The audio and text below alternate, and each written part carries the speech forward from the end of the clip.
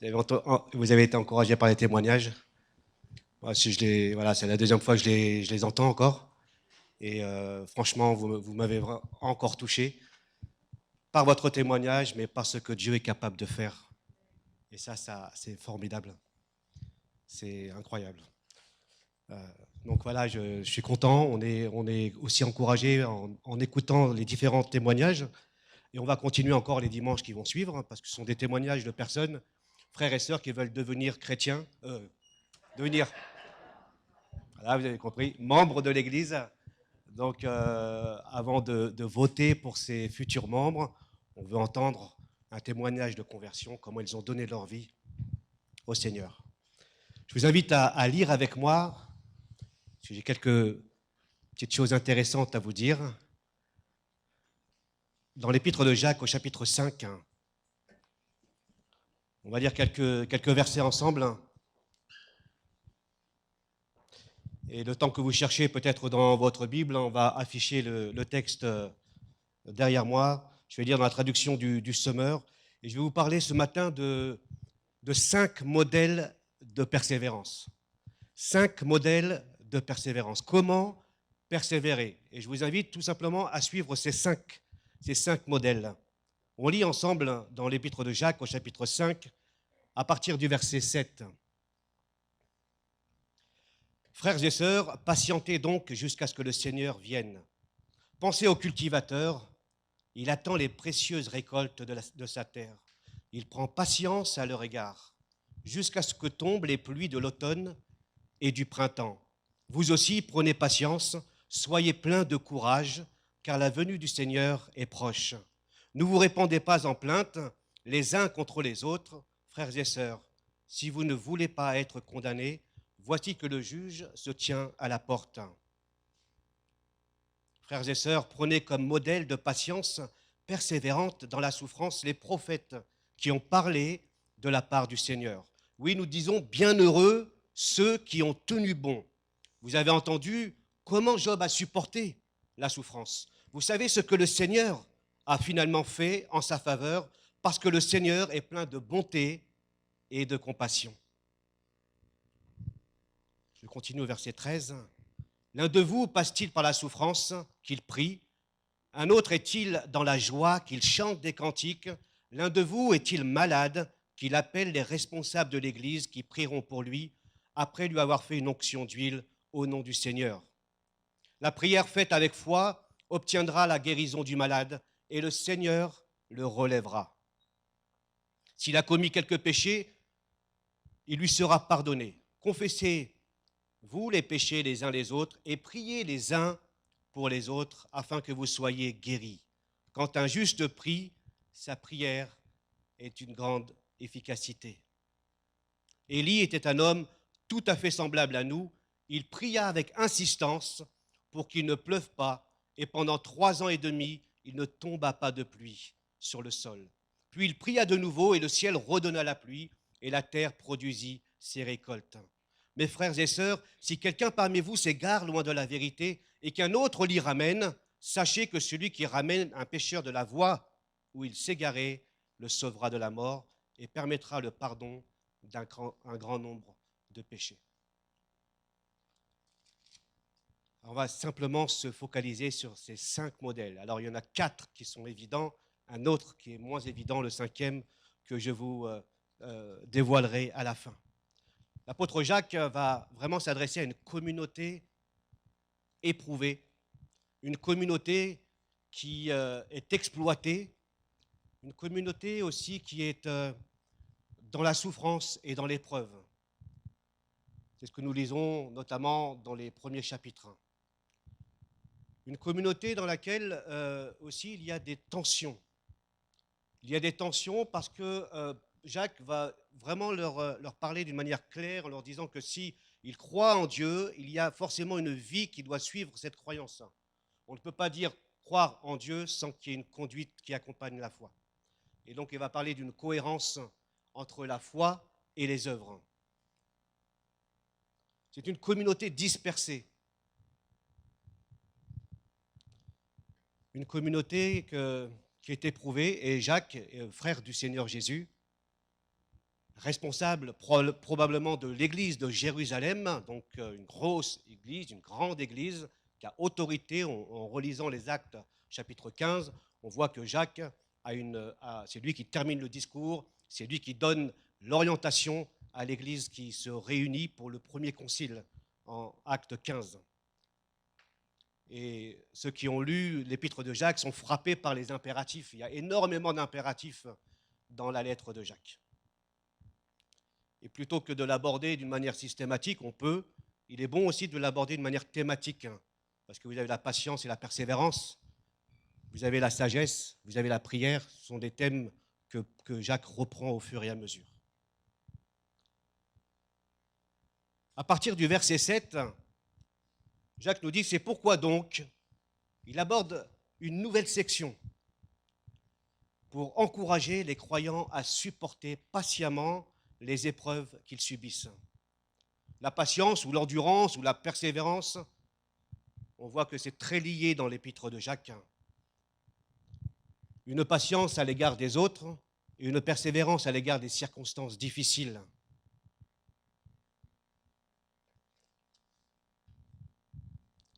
On s'aperçoit que dans les versets que nous avons lus, 4 fois le mot patience est souligné. Et l'apôtre Jacques relie la patience et la persévérance au retour du Seigneur Jésus.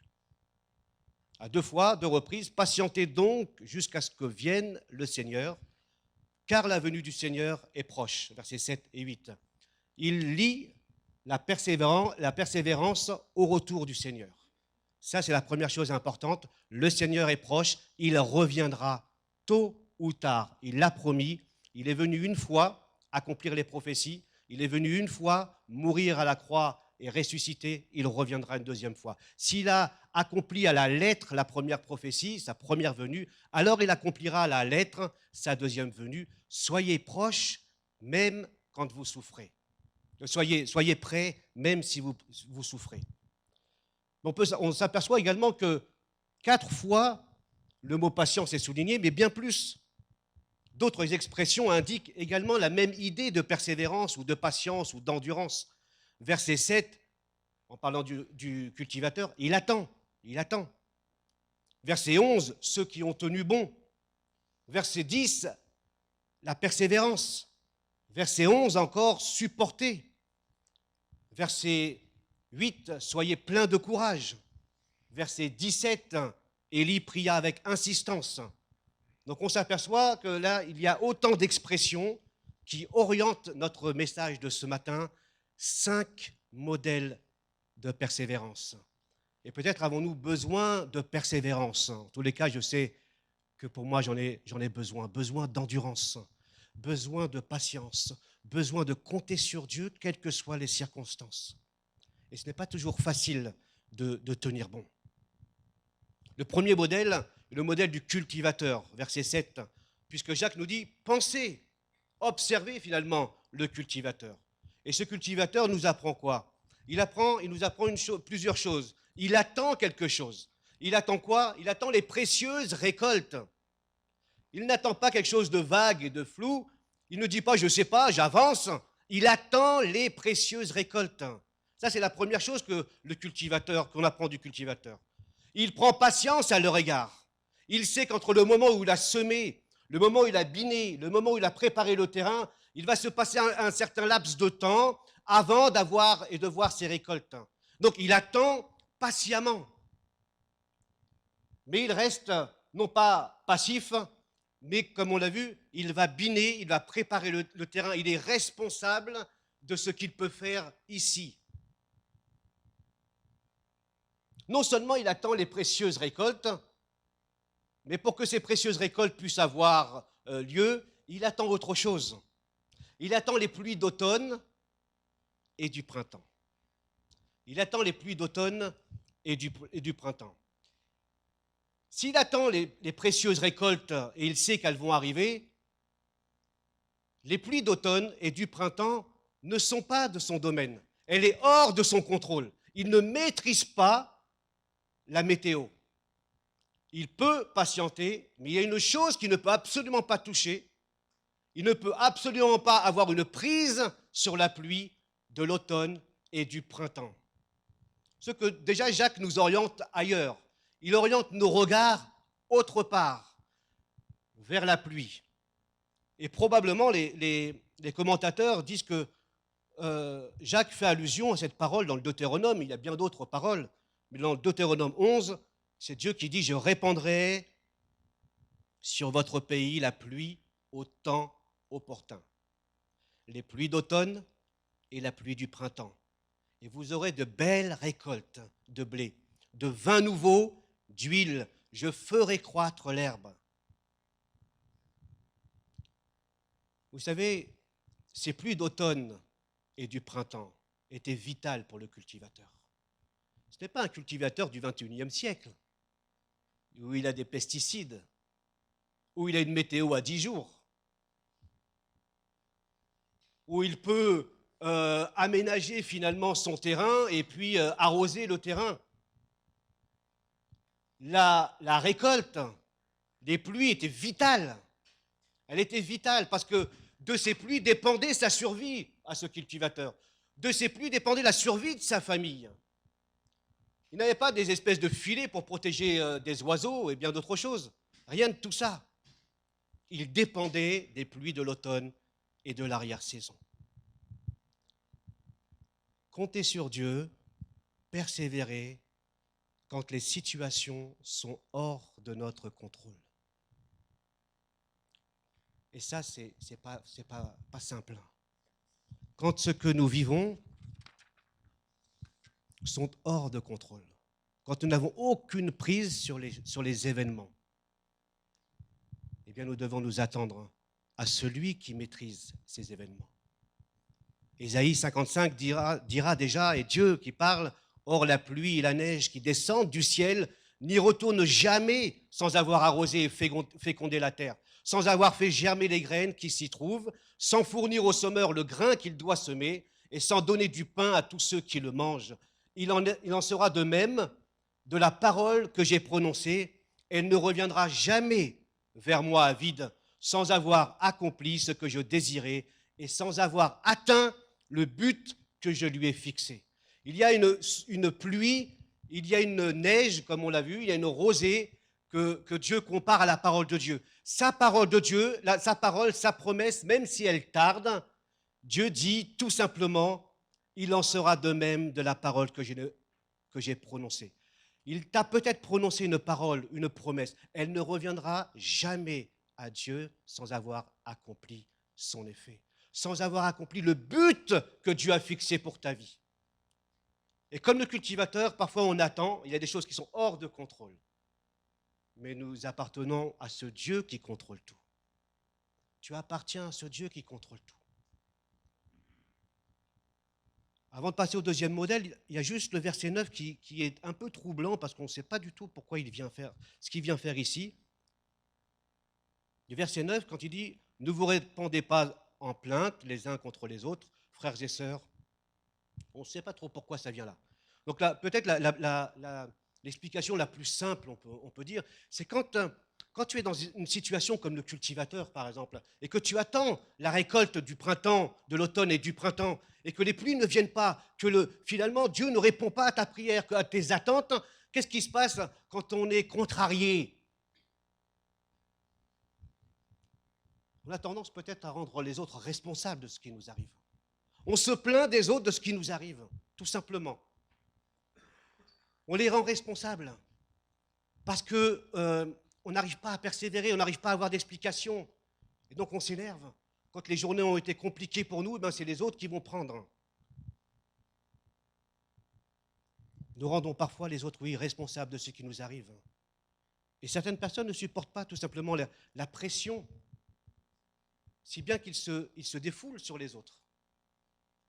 Voilà, c'était la parenthèse du verset 9. Le deuxième modèle est le modèle des prophètes, verset 10. Prenez comme modèle de patience persévérante dans la souffrance les prophètes qui ont parlé de la part du Seigneur.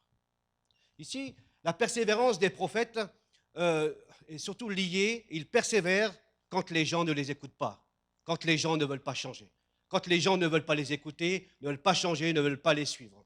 Et ça, il y a quelque chose d'important ici.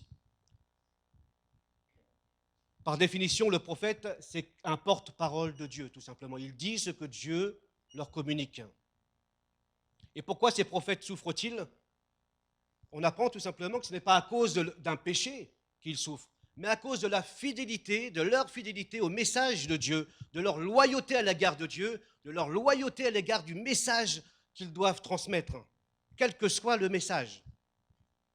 Et en quoi ces prophètes sont-ils des modèles de persévérance?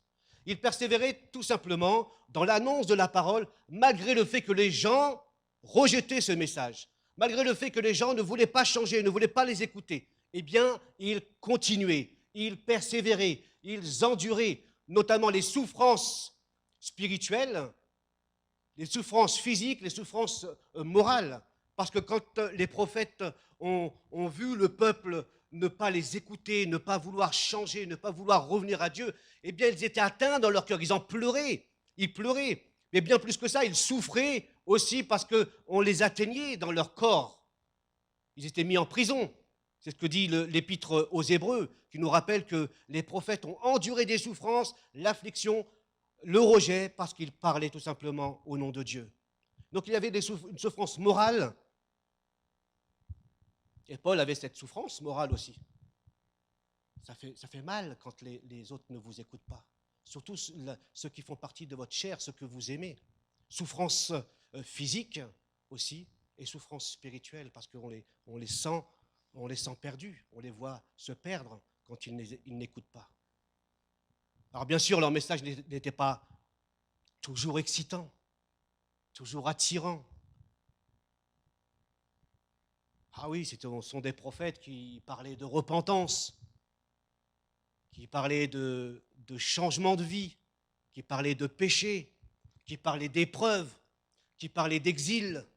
Ah, sincèrement, entre nous, hein, on préfère parler d'épreuves et de dire il va vous arriver l'exil, ou on préfère parler juste bonne santé, bonne année, plein de succès, plein de richesses. On préfère ça. En tout cas, oui, moi je préfère ça, sincèrement. Tout en restant attaché au Seigneur, vous voyez. Mais ces prophètes délivraient le message de Dieu, tout simplement. Pas un message pour embêter. Parce que le message de Dieu est toujours ce qui est bon. On l'a juste entendu 2 fois tout à l'heure. Dieu a tant aimé le monde. Il n'est pas là pour nous faire du mal. Il est là simplement pour apporter un message d'espérance, de délivrance. Il sait qu'avec lui, nous sommes libérés. Et bien sûr, ce message des prophètes n'était pas populaire. Et il existait à côté d'autres prophètes, des prophètes populaires, un peu plus populaires, on va dire, des prophètes de complaisance, qui savaient communiquer aux foules, qui savaient parler aux oreilles des hommes et des femmes, qui savaient flatter certaines choses, qui savaient même rassurer, être positif. On peut être positif et être dans l'erreur. Être positif ne suffit pas. Eh bien, ces prophètes existaient, ils existent encore. Je lis en 1 Roi 22, où on raconte que le roi Akab, qui quand même, rendez-vous compte, hein, il consulte 400 prophètes. 400 prophètes avec Josaphat, un autre roi, et ils veulent aller au combat. Et avec 400 prophètes, il consulte ces 400 prophètes. Et il pose une question simple. Doit-on combattre ou doit-on renoncer à ce combat? Et les prophètes ils répondirent, vas-y, le Seigneur livrera pour toi la ville de Ramoth. Josaphat lui dit, insiste. Akab, n'y a-t-il plus ici aucun prophète de l'Éternel? 400 quand même, c'est pas mal. Et le roi Akab répondit, il y a encore un homme, mais je le déteste, car il ne m'annonce que du mal. Alors on envoie chercher ce Josaphat, il va le chercher quand même. On alla chercher Michée. Et on lui dit à Michée, écoute, les prophètes sont unanimes pour prédire du bien au roi. Tu ferais bien de parler comme eux, prédire du succès. Encore aujourd'hui, les choses n'ont pas changé. On aime être flatté, on aime les choses positives, c'est bien. Mais il n'y a pas que du positif dans la vie. Il y a aussi des messages négatifs dans la Bible aussi. Et Michée répond tout simplement, je transmettrai, prophète, hein, porte-parole de Dieu, je transmettrai ce que Dieu me dira. Alors, devons-nous attaquer? Et Michée dit, bien sûr, vas-y, tu seras vainqueur. Et Akab, qui est encore, voilà, il est navré, il dit, mais je te l'avais dit, Josaphat, ce prophète ne me prophétise jamais rien de bon, c'est toujours du mal. Parce qu'entre-temps, quand Michée lui dit, mais vas-y, vas-y, tu vas avoir la victoire. Et on va lui dire, mais sérieux, Michée, dis-nous. Et Michée va délivrer une prédiction de la part de Dieu, un jugement de la part de Dieu. Et là, Akab dit, je te l'avais dit, ce prophète, il raconte n'importe quoi. La persévérance des prophètes nous apprend que vivre en chrétien implique souvent une part d'affliction et de souffrance. La persévérance des prophètes nous apprend aussi que quand on partage l'évangile autour de nous, les gens ne changeront pas forcément. Les gens ne vous écouteront pas, les gens vous rejetteront aussi. La persévérance des prophètes nous apprend aussi qu'il est possible de persévérer tout en restant fidèle au Seigneur. Ce n'est pas parce que tu souffres que tu n'es pas fidèle. C'est peut-être parce que tu souffres que tu es encore fidèle au Seigneur. Le Seigneur te permet, dans ta souffrance, de rester fidèle. Peut-être combien de fois, en tant que parent ou d'amis ou de chrétiens, j'en sais rien, vous avez persévéré, vous avez enduré des souffrances, des nuits blanches à cause de vos enfants qui ne rentraient pas la nuit. Et puis malgré ça, vous avez continué à persévérer, continué à dire la vérité, continué à les aimer, continué à les aider, continuez à les soutenir. Et malgré cela, ils vous rejettent, ils ne vous écoutent pas, ils ne changent pas, ils sombrent toujours dans leur conviction. Eh bien, peut-être que là, ça vous parle mieux. Eh bien, vous avez besoin de cette persévérance pour continuer encore, pour dire le message encore du Seigneur. Ce n'est pas forcément le message de l'Évangile, mais transmettre et semer toujours la parole de Dieu, et puis la vivre aussi. Et il se trouve que parfois, en tant que chrétiens, nous avons des enfants difficile aussi. La persévérance des prophètes quand vos proches ne vous écoutent pas, quand ils ne changent pas. Peut-être aussi que on peut remercier Dieu pour des personnes comme ces prophètes, hein, quand je dis ces prophètes au sens large, ces chrétiens, frères et sœurs, aînés, qui ne se sont pas lassés avec nous, qui ont continué malgré le fait qu'à un âge plus jeune, on ne les écoutait pas, on ne changeait pas. Eh bien, ces personnes ont continué malgré tout à croire en nous, à nous supporter, à souffrir intérieurement pour nous voir sauvés. Le troisième modèle est le modèle de Job, de persévérance. Vous avez entendu comment Job a supporté la souffrance, verset 11, ou l'endurance, ou la fermeté selon les traductions. Rares sont les personnes qui ont vécu ce que Job a vécu. Lui, Job avait toutes les raisons pour abandonner le Seigneur. Mais en réalité, Job a supporté, il a enduré et il a persévéré. Le modèle de Job, de la persévérance de Job, elle est mystérieuse. La persévérance de Job, c'est persévérer quand tu n'as aucune explication. On a vu, le cultivateur, c'est persévérer quand tu n'as pas le contrôle. Les prophètes, c'est persévérer quand les gens ne changent pas, ne t'écoutent pas. Job, c'est persévérer quand tu n'as pas d'explication rationnelle à ce que tu vis. Quand tu n'as aucune explication. Il persévère malgré l'absence de réponse de Dieu. Il persévère malgré les accusations des autres. Il persévère malgré sa souffrance mystérieuse. Et on veut lui dire à Job, si tu souffres, c'est parce que tu as péché. Job dira non, ce n'est pas à cause d'un péché que je souffre de cette manière. Il va se battre à dire non. Et on veut absolument lier la souffrance de Job à un péché particulier. Et ce qu'on apprend de Job, c'est qu'au milieu même de son incompréhension, il ne comprend pas, il s'accroche à Dieu. Même dans son incompréhension, il discute avec Dieu. Il se plaint à Dieu. Il dit, mais Dieu, s'il y avait un juge entre toi et moi, il me donnerait vainqueur. Parce qu'il ne comprend pas qu'on l'accuse d'injustice et de péché. Mais il n'a jamais lâché le Seigneur. Il s'est toujours accroché au Seigneur. Il a toujours tenu ferme dans sa foi. Et pourtant, sa vie a été ravagée. C'était le chaos total. Vous vous souvenez, il a perdu ses enfants, ses biens. Il est vraiment... sa femme voulait même le divorce en lui disant meurs, allez, vas-y, il n'y a plus rien à faire avec toi. Persévérer dans la foi quand ce que nous vivons reste inexplicable. Et il y a des situations peut-être dans ta vie qui restent inexplicables. Il y a des situations que tu ne comprends pas. Et c'est normal de chercher à comprendre. Mais il y a un moment où tu ne comprendras pas. Jésus a dit, ce que je fais, tu ne le comprends pas, mais tu le comprendras plus tard, de notre vivant. Mais peut-être qu'on ne comprendra pas certaines choses, même de notre vivant. Et c'est Job là qui nous encourage avec sa persévérance et qui nous dit que malgré des situations inexpliquées, pourquoi je suis stérile en tant que femme? Tu vas dire quoi? Pourquoi j'ai perdu mon bébé d'1 an? Tu vas dire quoi? Parce que peut-être qu'il serait mort dans 5 ans. Quelle réponse tu veux apporter? Quelle réponse, quelle explication rationnelle tu peux apporter?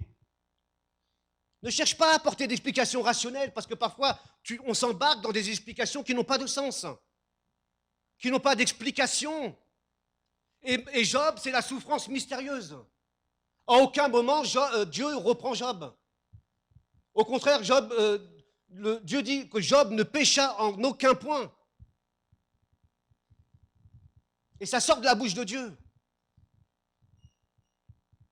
Que Dieu a un plan encore plus grand pour toi quand tu es stérile. Mais j'en sais rien. Tu l'as déjà entendu, ça? Que Dieu concourt, chaque chose concourt à ceux qui aiment Dieu. Mais ne cherche pas à avoir des explications parfois. Les explications, elles vont te suivre. Elles vont te peser encore. Tu vas vivre peut-être avec ça toute ta vie. Mais ne cherche pas des explications pour rassurer les autres ou pour te rassurer. En tous les cas, moi, je n'en ai pas. Et loin de moi dire à la personne, toute chose concourt à toi, ma sœur, qui est stérile.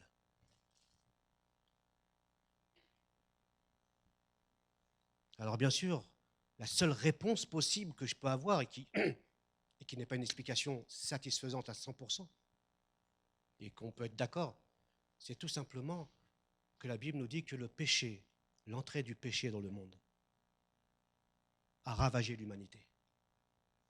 Dans le sens où les souffrances sont arrivées, les maladies sont arrivées, la haine est arrivée, etc., etc. La seule explication, c'est ça. On hérite du péché. Et voilà comment je suis. Et pourquoi moi et pourquoi pas un autre? J'en sais rien. Le péché a fait ses ravages. Et il le fait encore aujourd'hui. Mais ce qui est important, c'est quand tu ne comprends pas ce qui t'arrive. Tu peux très bien ne pas le comprendre. Comment se fait-il que... Et comment Job fait-il pour persévérer? Et là, je vais regarder les autres. Je regarde ceux qui endurent autour de moi, ailleurs, et que je me pose la question, qu'est-ce qui fait qu'ils n'abandonnent pas le Seigneur? Alors certains abandonnent la main du Seigneur parce que les souffrances sont telles qu'ils lâchent la main du Seigneur. Et il nous faut prier pour ces personnes. En revanche, d'autres s'accrochent au Seigneur. Comment font-ils? Il y a quelque chose qui dépasse là. Comment Job a-t-il tenu? Comment ceux et celles qui nous entourent et qui sont comme des Jobs, quelquefois? Il y a autour de nous des Jobs. Et moi, je me dis, comment tu fais pour tenir? Jacques nous dit, le verset 11, vous savez ce que le Seigneur a finalement fait en sa faveur, parce que le Seigneur est plein de bonté et de compassion. Littéralement, il est plein d'entrailles. Plein d'entrailles. Et on retrouve cette expression aussi ailleurs au sujet du Christ. Quant à la vue des foules sans berger, il fut rempli de compassion, voyant les foules sans berger. Littéralement, il est remué dans ses entrailles. Matthieu 9. Il est pris là, à l'intérieur. Hein, c'est ce qu'on dit. Hein. Là, je suis pris là. C'est le sang. C'est quelque chose qui me fait mal. Donc, quand Dieu dit qu'il est plein de compassion, au pluriel, il est pris là pour toi. Quand Jésus dit qu'il est plein de compassion pour les foules, il est pris là. Quelque chose de très profond en lui. Il ne s'agit pas d'une émotion, d'un sentiment qu'on peut avoir quand on regarde un fait divers. Par exemple, à la télévision, on voit des faits divers qui sont marquants, qui sont choquants. On est plein de compassion, plein d'émotions. Ce n'est pas de cette compassion-là qui va disparaître au bout de quelques jours. On est d'accord? La compassion du Christ, elle s'accompagne d'autre chose. Elle s'accompagne en allant plus loin, en délivrant vraiment une action précise à l'égard de ceux et celles qui sont dans le besoin. Et Dieu va agir de cette manière à l'égard de Job, et Jésus va agir de cette manière à l'égard des foules. Il va apporter une action adaptée, il va guérir, il va relever, il va pardonner. Une autre traduction qu'on a, c'est quel but le Seigneur se proposait d'atteindre avec Job. Il y a un but que Dieu se propose d'atteindre, qui nous échappe. Mais on peut aussi traduire,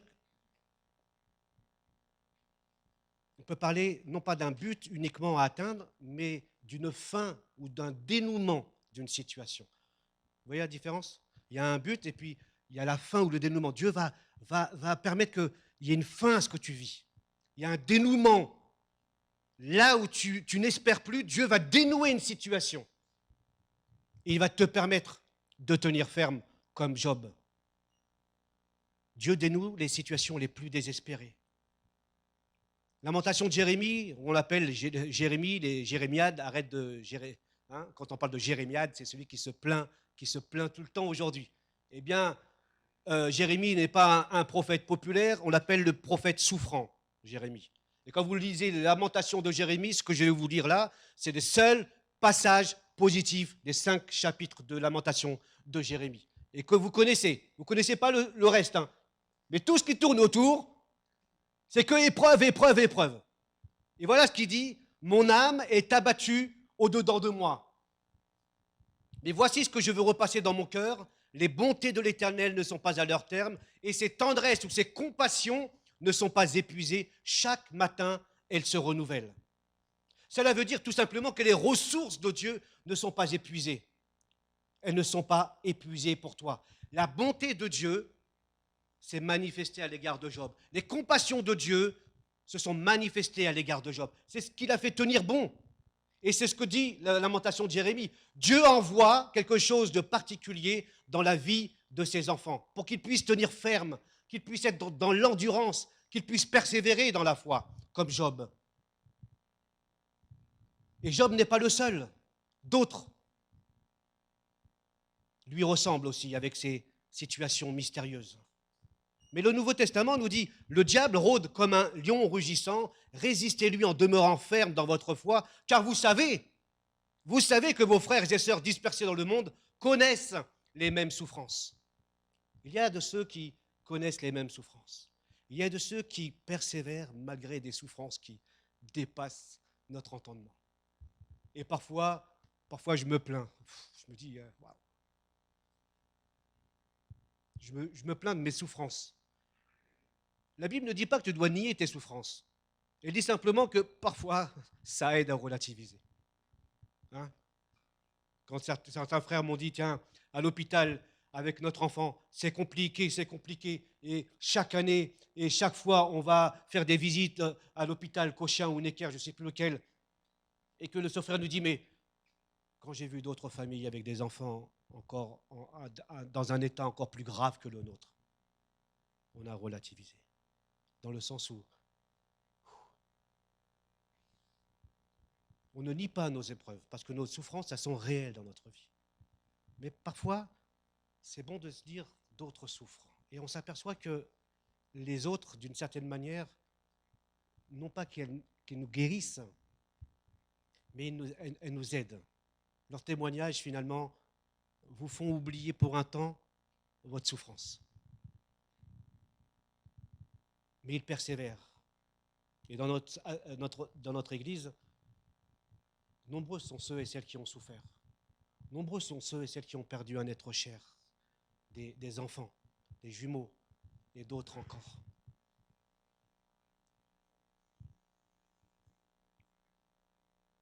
Et Job est là pour nous dire que c'est possible de continuer. Tout en souffrant, de tenir ferme quand je n'ai plus envie d'avancer, quand je n'ai plus la force aussi. C'est possible parce que Dieu te rend possible, te rend capable. Dieu rend capable ce que tu ne peux pas faire. Dieu est celui qui peut te fortifier. Et Pierre nous dit ceci, cette promesse, il nous dit que mais quand vous aurez souffert, Dieu, l'auteur de toute grâce, qui vous a appelé, vous rétablira, vous affermira, vous fortifiera et il vous rendra inébranlable. Il y a une œuvre de Dieu dans ta vie qui est en train d'opérer. Et ce Dieu ne veut pas te laisser comme ça. Il veut t'accompagner. Et c'est lui qui te rend persévérant. Le quatrième modèle, je m'arrêterai probablement au quatrième, c'est le modèle d'Élie. Élie est un prophète de l'Ancien Testament qui accomplit des miracles extraordinaires, vous le connaissez. Il a une fin incroyable, il n'est pas mort, il n'a pas vu la mort, il a été enlevé sur les nuées, sans connaître la mort. Il a accompli des miracles fantastiques. Et Jacques est en train de dire, mais regardez un peu Élie. C'est un homme de la même nature que vous. Un homme de la même nature, non pas simplement un homme charnel de la chair, hein, mais un homme aussi qui a vécu l'opposition, qui a vécu le rejet, qui a vécu le découragement, qui a vécu des tas d'opposition. Il est de la même nature que vous, lui. Et pourtant, il a prié. Et Dieu a exaucé. Littéralement, le verset 17, Élie pria en prière. Hein, il ne pria pas en rêve. Toi, tu pries et tu es ailleurs. Ça t'arrive aussi? Moi, ça m'arrive, je prie et puis je me dis... Ou tu lis ta Bible et puis... Alors, je relis. Concentre-toi. À l'école, on nous apprenait ça au doigt comme ça. Tu te concentres bien. Alors je lis maintenant à haute voix quand je peux. À haute voix, ça m'aide moi. Et je prie à haute voix, moi, ça m'aide aussi. Dans mes pensées, c'est compliqué. Parfois, tu crois que je prie, mais je suis déjà parti loin. Élie pria en prière. Mais en quoi consiste cette persévérance d'Élie? En quoi est-il un modèle de persévérance? Alors, je vais juste faire le tri, mais un autre texte assez long, tu peux l'afficher. Un roi 18. Encore, on retrouve Akab et Élie. Un roi 18. Je lis, j'entends le grondement qui annonce l'averse. Élie qui parle. Élie montait vers le sommet du mont Carmel où il se prosterna jusqu'à terre, le visage qu'entre les genoux. Il dit à son jeune serviteur, monte plus haut et regarde du côté de la mer. Celui-ci monta, scruta l'horizon et revint dire, je ne vois rien. Élie l'envoya 7 fois pour regarder. À la 7e fois, le serviteur annonça, je vois venir un petit nuage qui s'élève de la mer, il n'est pas plus grand que la paume d'une main. Alors il lui ordonna, va dire à Akab, dépêche-toi d'atteler ton char et de rentrer chez toi, sinon la pluie te bloquera. Déjà de tous côtés, le ciel s'obscurcissait, d'épais nuages, poussés par un vent de tempête, soudain une pluie torrentielle se mit à tomber. Voilà le lien avec le verset 17 de Jacques. Alors, c'est important de souligner que Jacques ne prie pas spontanément en disant « Tiens, je vais prier pour qu'il pleuve. » Ce n'est pas de son propre chef. C'est une prière qui lui a été déjà dite, commanditée par Dieu. En 1 Roi 18, « Tu iras. » C'est Dieu qui annonce déjà la venue de la prière. Et Élie ne fait que prier selon ce que Dieu lui demande de prier. 1 Roi 18, « Va te présenter devant Akab et je ferai tomber la pluie sur le pays. » Ce n'est pas quelque chose que Élie décide. Mais il y a probablement un parallèle entre le modèle du cultivateur qu'on a vu tout à l'heure, qui attend les pluies de l'automne et du printemps, et celui d'Élie. Jacques, encore une fois, désire nous encourager, si bien que quelle que soit la fatigue, l'épreuve que nous traversons, l'effet Covid qui nous fatigue aussi, hein, ça nous fatigue ça. Mais ne nous en prenons pas aux autres, ne nous en prenons pas à nos politiques, ne nous en prenons pas à nos scientifiques, ne nous en prenons, parce que, comme on l'a vu tout à l'heure, on risque de se défouler sur eux. Vous voyez, ça fait du bien. Je ne sais pas quelle décision tu prendrais, toi, à la place. Hein? Ça change tout. Mais ne perds pas de vue. Ne perds pas de vue le Seigneur. Et parfois, tu te trompes de combat. Le combat, c'est de persévérer, d'être attaché au Seigneur. Alors, ce qui est intéressant, je vais essayer d'être synthétique là. Élie demande à son serviteur, monte et regarde du côté de la mer. Le serviteur montait et répondit, il n'y a rien. 6 fois, il l'envoie. Retourne-y. 6 fois, le serviteur répond, il n'y a rien. Retourne-y. Je ne vois rien. T'as un peu compris où je veux en venir? Retourne-y. Je vois rien. Retourne-y. Mais le ciel est bleu. L'étendue de la mer est devant moi. Vous avez déjà vu ça? Pas un nuage. Retourne-y. On voit 2 perceptions. Il y a Élie déjà qui entend le grondement, alors qu'il n'y a rien, et le serviteur qui ne voit rien. La Bible dit que la foi est une façon de posséder ce qu'on espère. C'est un moyen d'être sûr des réalités qu'on ne voit pas. Elle dit ailleurs que nous marchons par la foi et non pas par la vue.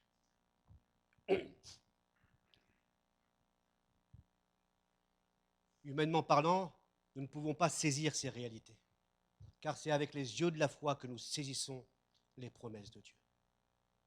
Élie est celui qui persévère d'une certaine manière, c'est-à-dire qu'il s'attend à recevoir de Dieu.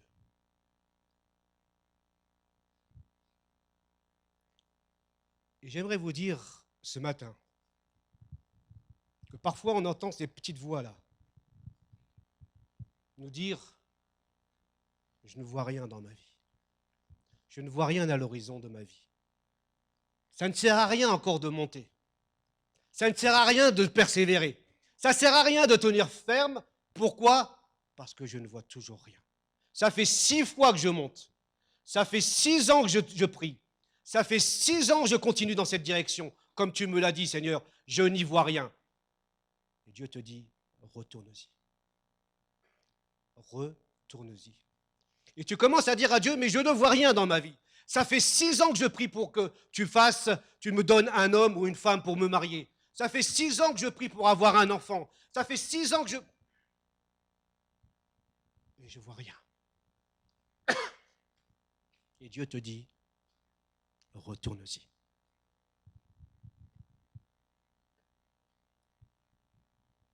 On entend parfois des petites voix de l'extérieur en disant, ça ne sert à rien, ce que tu fais.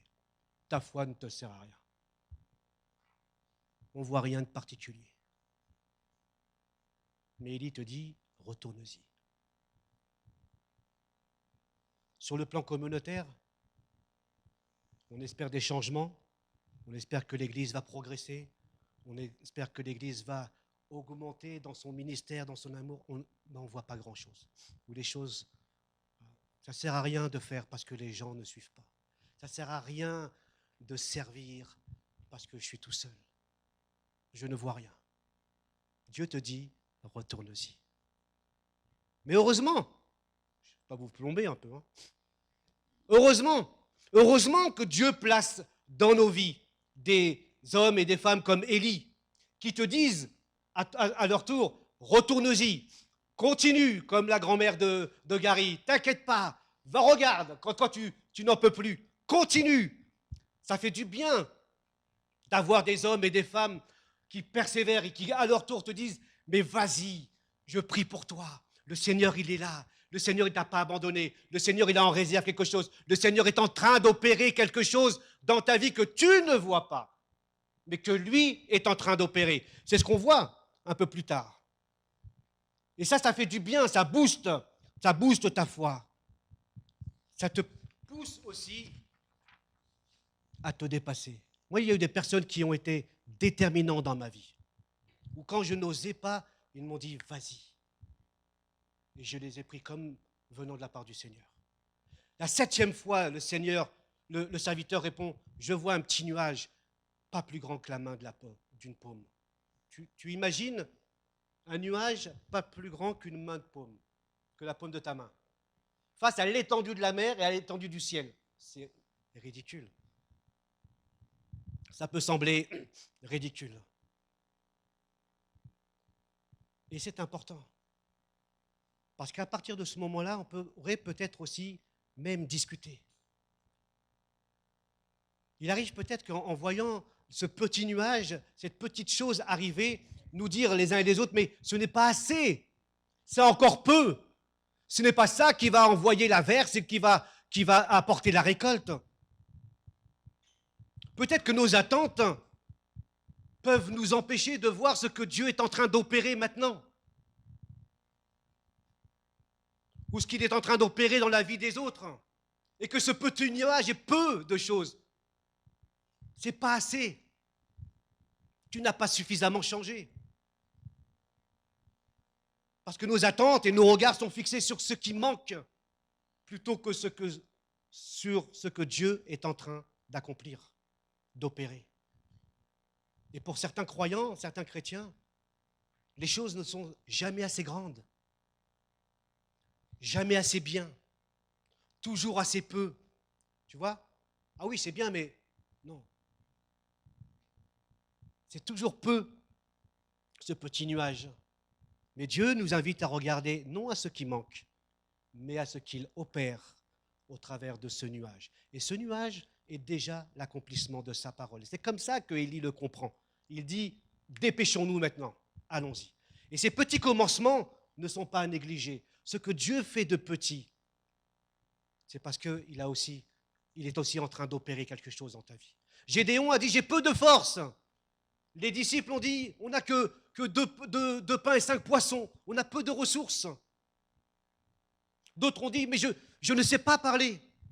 Ou peut-être tu te dis, mais j'ai peu de temps. Et tu vois que le petit nuage. J'ai peu de compétences. J'ai peu de savoir. J'ai peu. Et tu es en train de regarder le manque. Commence avec le peu que tu as. Parce que Dieu veut opérer dans ta vie avec le peu. Et pour Élie, ce petit nuage est déjà l'accomplissement de la promesse de Dieu. Et ces 4 modèles de persévérance, d'endurance, nous rappellent aujourd'hui et te rappellent que Dieu n'a pas changé. Que Dieu n'a pas changé. Qu'il est le même encore hier, aujourd'hui et éternellement. Que nous sommes au bénéfice de ce grand Dieu dans l'Église. Et le 5e modèle que je te laisse à méditer était le modèle de la communauté, qui peut devenir un modèle de persévérance, dans laquelle se trouve aussi la solidarité dans l'épreuve.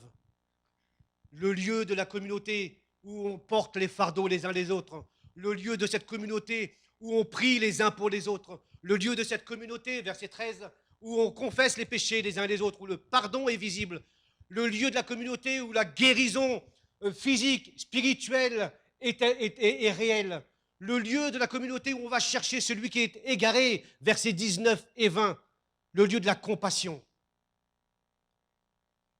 Et c'est dans cette communauté qu'on peut persévérer ensemble. Non pas en s'isolant, mais en se retrouvant ensemble. C'est le lieu où le Seigneur exauce la prière. C'est le lieu où le Seigneur relève le malade. C'est le lieu où Dieu renouvelle ton espérance et ta persévérance. Alors je vais t'inviter à la prière, tout simplement.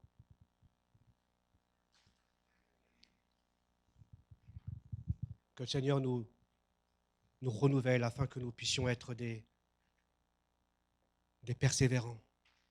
Et nous avons tellement besoin de sa présence, tellement besoin que son Esprit Saint nous fortifie intérieurement afin de tenir bon dans la foi, de continuer à lui faire confiance, à compter sur lui, parce que Dieu ne change pas.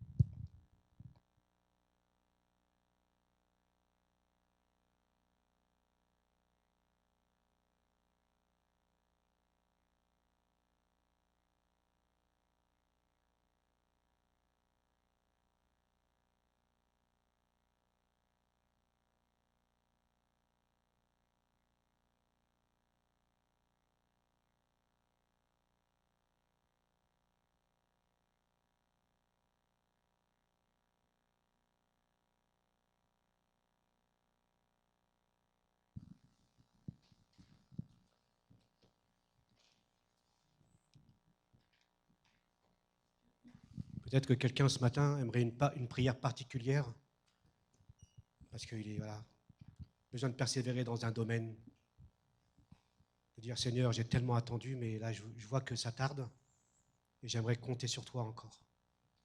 Est-ce que quelqu'un aimerait une prière particulière pour persévérer dans une situation difficile? Peut-être que tu es éprouvé dans ton corps.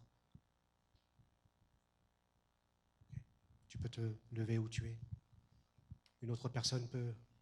Et on va prier ensemble.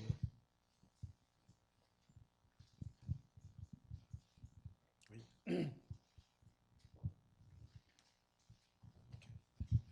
Tu te lèves, on va percer.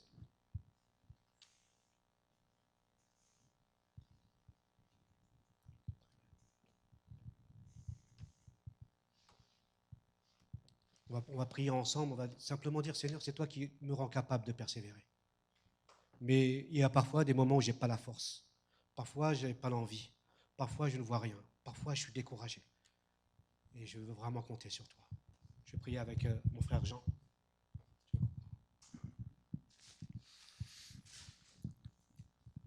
Oui, Seigneur, merci pour tout ce que nous avons entendu de ta part.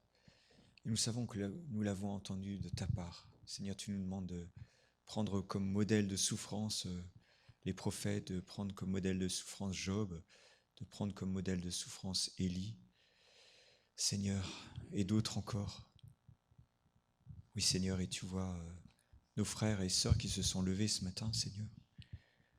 Seigneur, merci parce que tu connais, toi seul, les épreuves par lesquelles ils ou elles passent. Seigneur, merci parce que, comme nous l'avons entendu, le Seigneur est plein de miséricorde et de compassion. Vous avez entendu parler de la souffrance de Job et vous avez vu quelle fin le Seigneur lui a réservée, car le Seigneur est plein de miséricorde et de souffrance. Littéralement, il est ému dans ses entrailles. Seigneur, et nous voulons, Seigneur, faire un avec nous sentir solidaires des souffrances et des difficultés par lesquelles passent nos frères et sœurs, que tu connais. Seigneur, nous ne savons pas, mais toi tu connais. Et, Seigneur, nous savons que tu es souverain. Seigneur, notre prière en elle-même n'a pas de puissance, Seigneur, mais Seigneur, tu es l'objet de nos prières. C'est toi, Seigneur, qui es souverain. C'est toi qui interviens.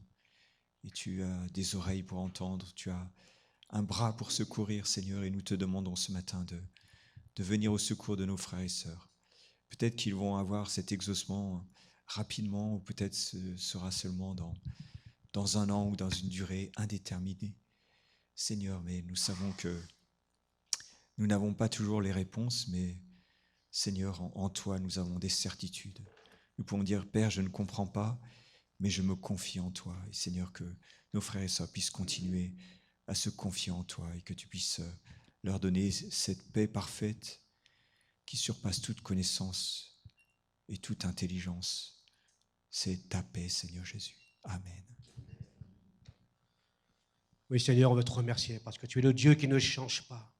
On veut, Seigneur, te présenter les personnes qui se sont levées ou peut-être celles qui n'ont pas osé se lever, qui ont quelque chose, Seigneur, aussi, qui ont besoin de persévérance, qui ont besoin de compter sur toi, besoin d'être renouvelés. Et moi, j'en fais partie, Seigneur. J'ai besoin que tu m'assistes encore, que tu m'encourages à compter sur toi malgré les circonstances.